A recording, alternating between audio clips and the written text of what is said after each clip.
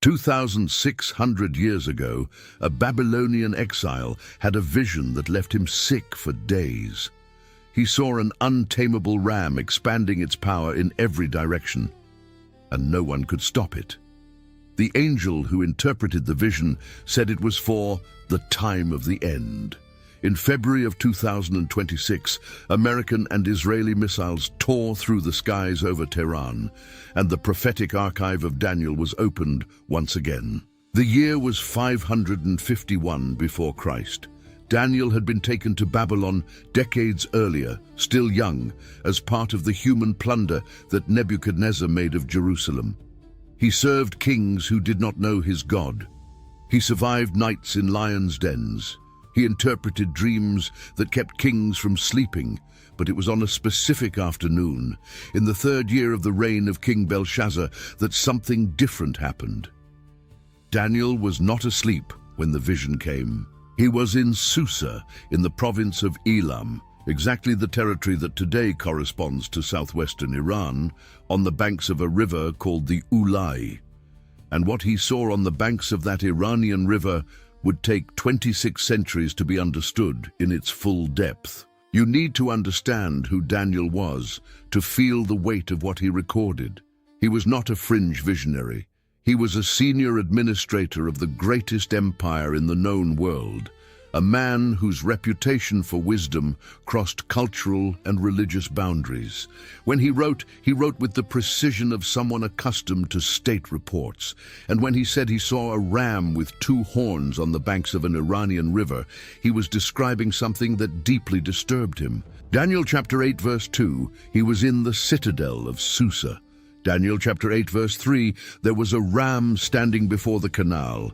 The 2 horns were long, but one was longer than the other, and the longer one grew up last. The ram began to push, to the west, to the north, to the south. The text is direct. No beast could stand before it, and there was no one who could deliver from its power. It did as it pleased and became great.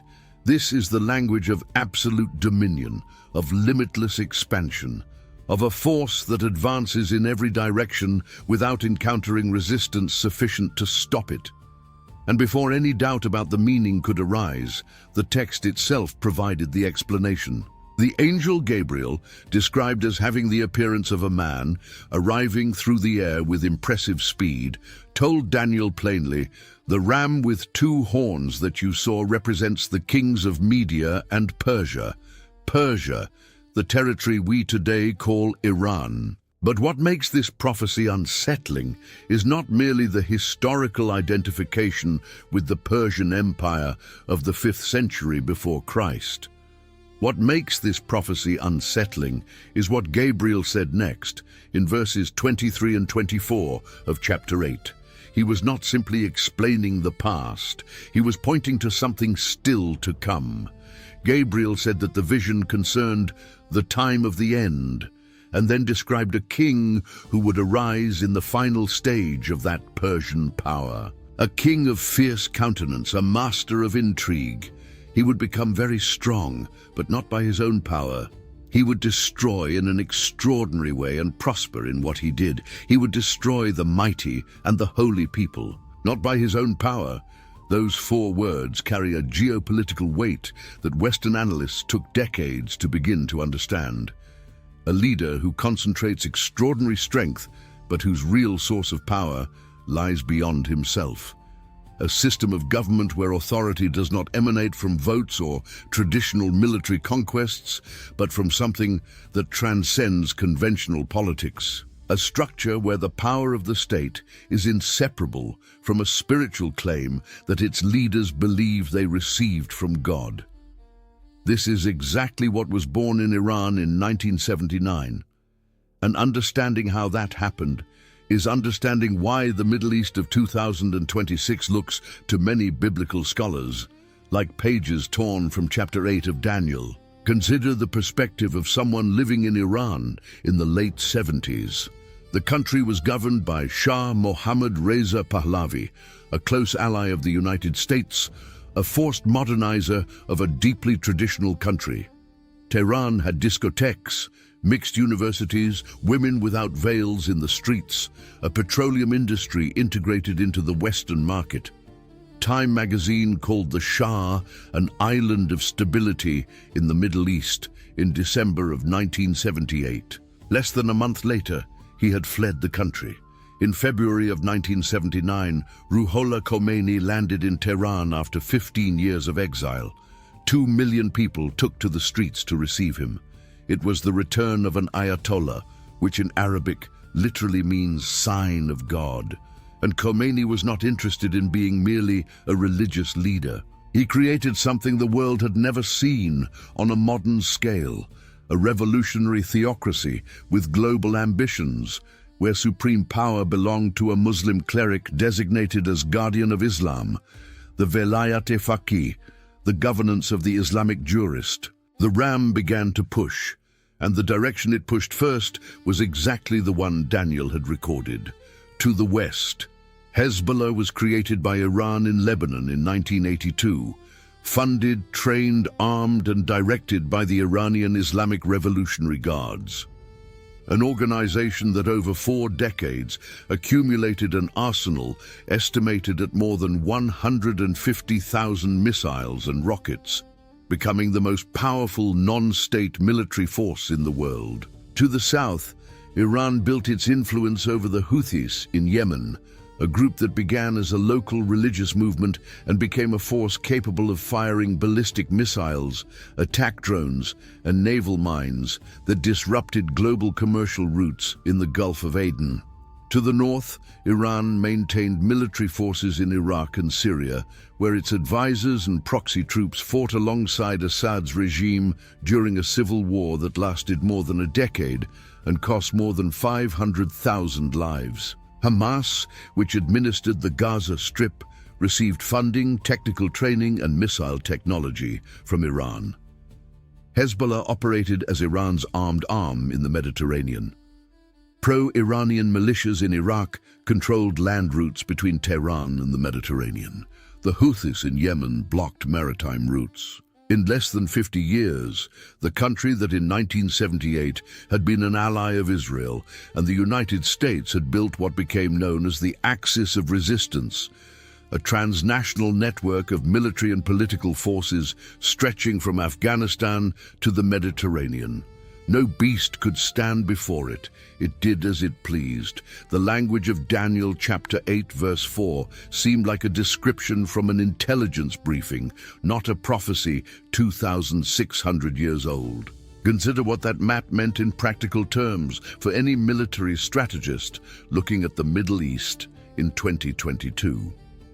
Iran had created the geopolitical equivalent of a siege.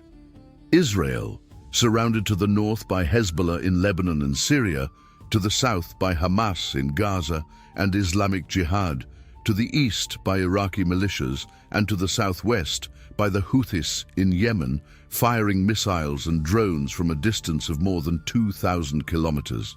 No country the size of Israel, approximately 22,000 square kilometers, smaller than the state of Sergipe, had survived surrounded by that density of hostile forces funded by a single regional power.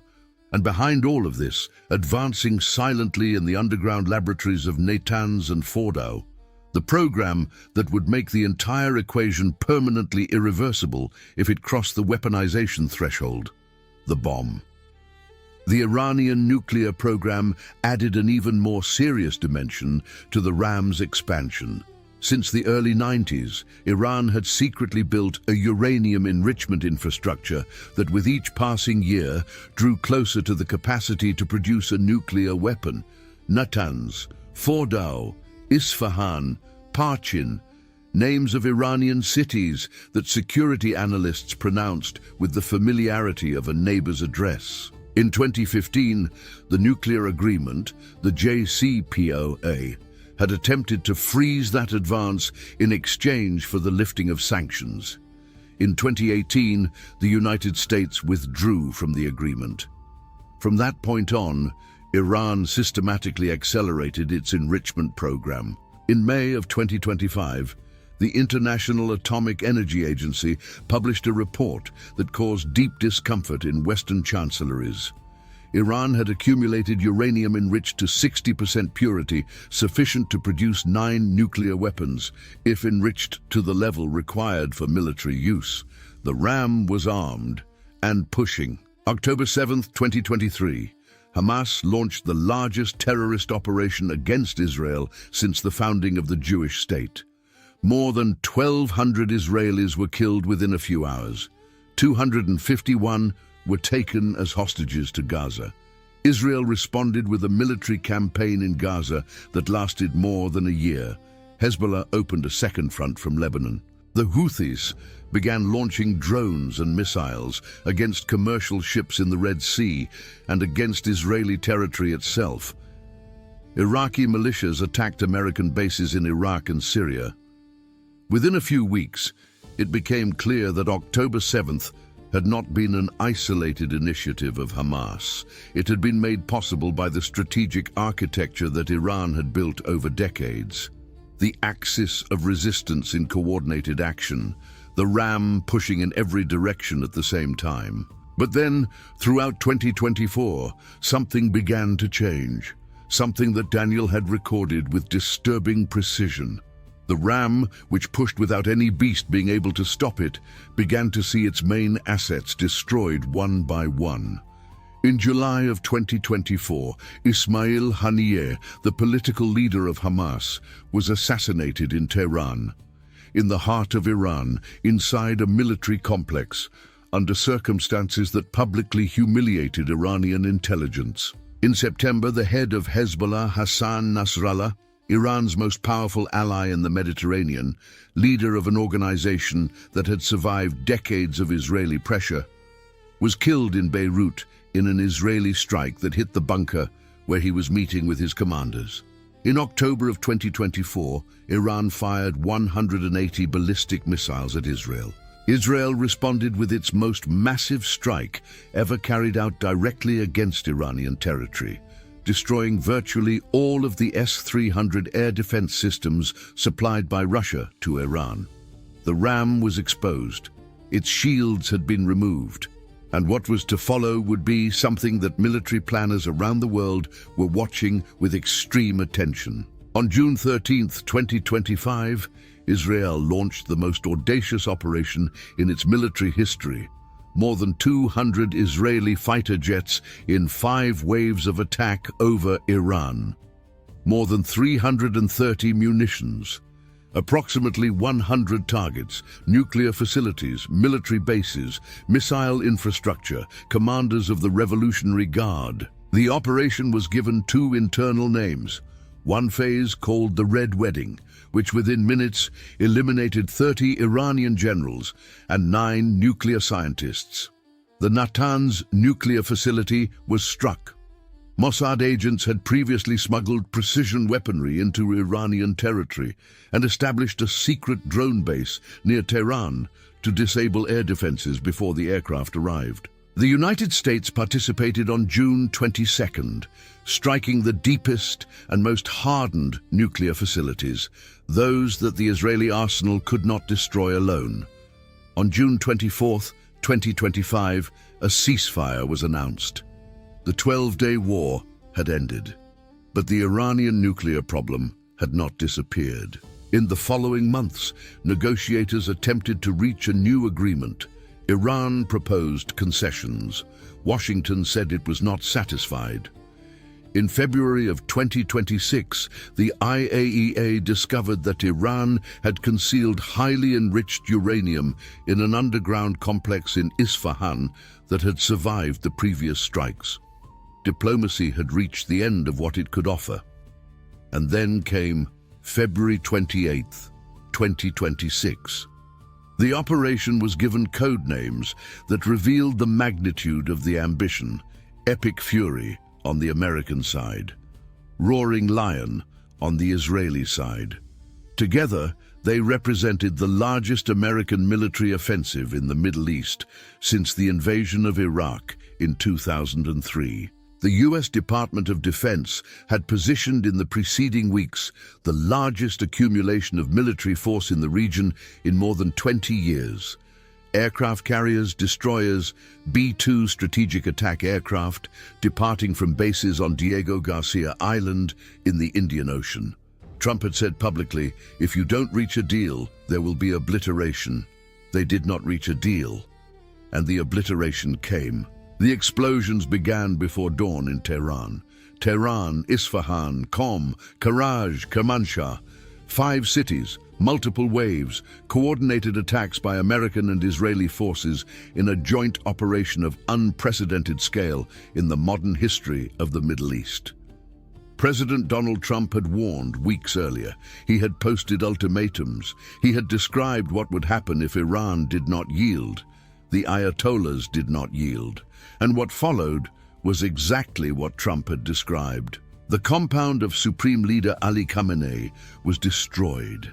The man who for 36 years had been the most powerful force in Iran, the heir to Khomeini's revolution, the architect of the axis of resistance, the guardian of Velayat-e-Faqih, was dead. Along with him, much of the military and political leadership that had built and sustained the Iranian power system for decades. The smoke rising from the oil depots in Tehran was so dense that witnesses in the city said it seemed as though the sun had not risen. The Iranian Red Crescent warned the population of toxic pollution and the risk of acid rain.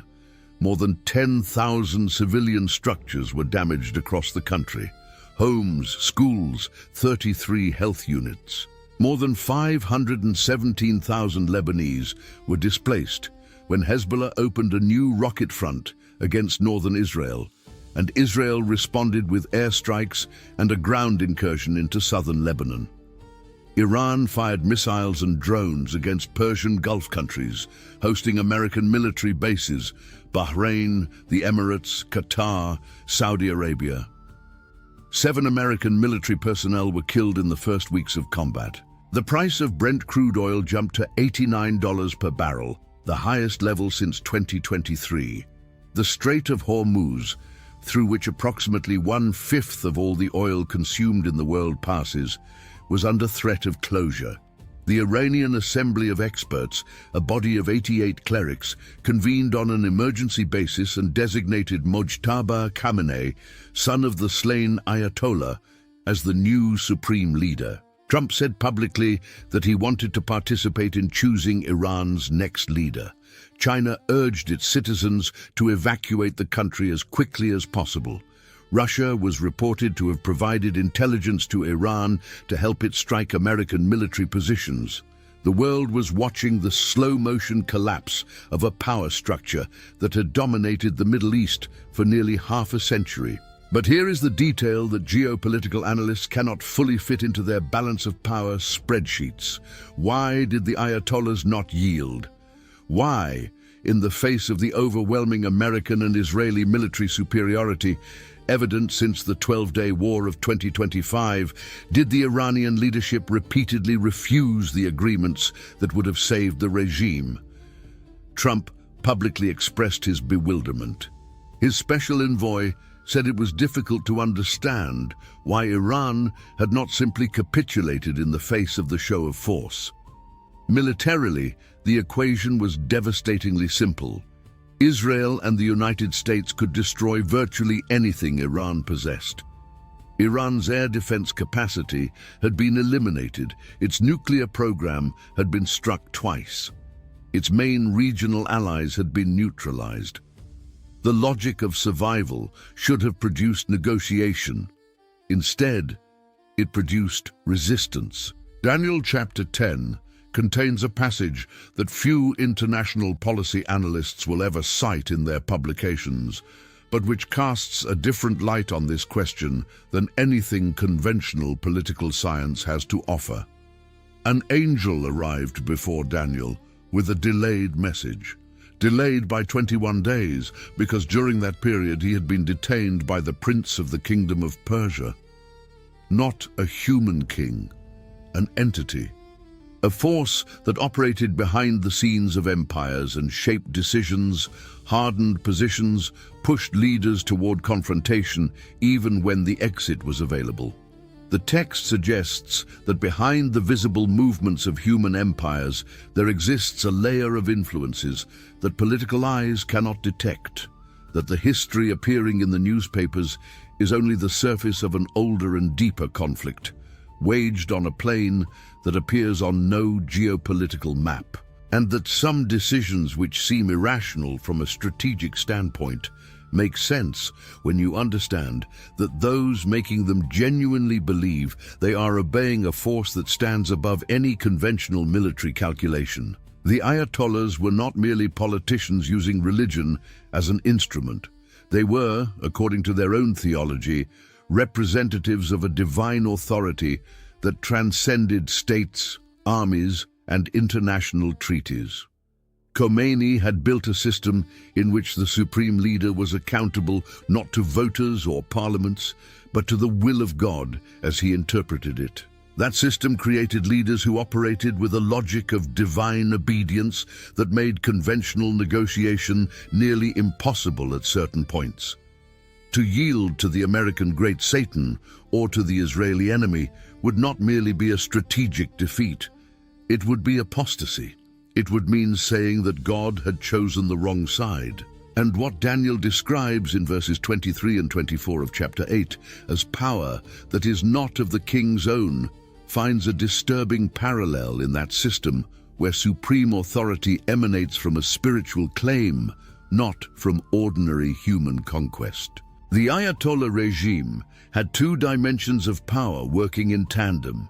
The visible dimension, the Islamic Revolutionary Guard, the nuclear program, the proxy militias, the ballistic missiles, the opaque diplomacy, and the invisible dimension, which was the genuine conviction of an eschatological mission. Iran as the vanguard of the Islamic Revolution, destined to precipitate the return of the Imam Mahdi, the hidden Muslim Messiah, whom the Shia have awaited since the 9th century. This belief was not merely rhetoric, it shaped concrete policies. Khomeini believed Iran should confront Israel and the United States precisely because that confrontation was part of the prophetic script of Shia Islam for the last days. Khamenei maintained that vision, and the leaders who came after them were selected in part because they shared that conviction. A power system fueled by genuine eschatological belief is fundamentally different from a conventional authoritarian regime. It does not respond to the same pressures. It does not calculate cost the same way. It does not retreat for the same reasons. The goat came from the west without touching the ground, so swift was it. Daniel chapter 8 verse 5. In the classical historical interpretation, this goat represents Alexander the Great, whose armies swept the Persian Empire at a speed that astonished the ancient world. But Gabriel said the vision was for the time of the end. And when you look at the pattern that has been established since 2023, you see the sequence Daniel recorded. The ram that pushed in every direction without anyone being able to stop it. And then the goat that came from the west. American and Israeli F-35 fighter jets departing from the Mediterranean, from bases in the region, from aircraft carriers. American naval strike groups positioned in the eastern Mediterranean Sea and the Persian Gulf. 5 Arleigh Burke-class destroyers designated for Israel's missile defense. The goat did not touch the ground. The speed of the operation and the depth of the damage caused in the first phase were such that the Revolutionary Guard had less than 40 minutes of warning before the first waves of impact on June 13, 2025. When the smoke began to clear over Tehran in the first days of March 2026, what remained was a fragmented power architecture, a new supreme leader without consolidated legitimacy, an army whose air defenses had been destroyed, allied militias weakened on multiple fronts, and a people who had taken to the streets by the thousands carrying photographs of the slain Ayatollah. The complexity of that last detail did not escape the most attentive analysts. If the objective of the war was to liberate the Iranian people from the regime, why were so many Iranians in public mourning for the man who had been removed? The answer says something important about the difference between toppling a regime and transforming a civilization. 47 years of theocratic governance produced entire generations who grew up inside that system. The mourning was not necessarily for Khamenei the politician. It was for an identity, for a narrative of resistance, for a worldview in which Iran was the guardian of a sacred mission that the West was trying to destroy. When Daniel finished seeing the vision of the ram and the goat, the text says something revealing. He was sick for several days. Then he rose and went about the king's business. But he was appalled by the vision and did not understand it completely. There is something honest in that reaction. In the face of forces that seem greater than any nation, any army, any diplomatic treaty, the natural human response is stunned bewilderment. The images of Tehran in flames in 2026, the slain Ayatollah, the Iranian missiles intercepted over the Persian Gulf, the Lebanese refugees on the roads, all of it carries a quality that transcends ordinary geopolitical analysis.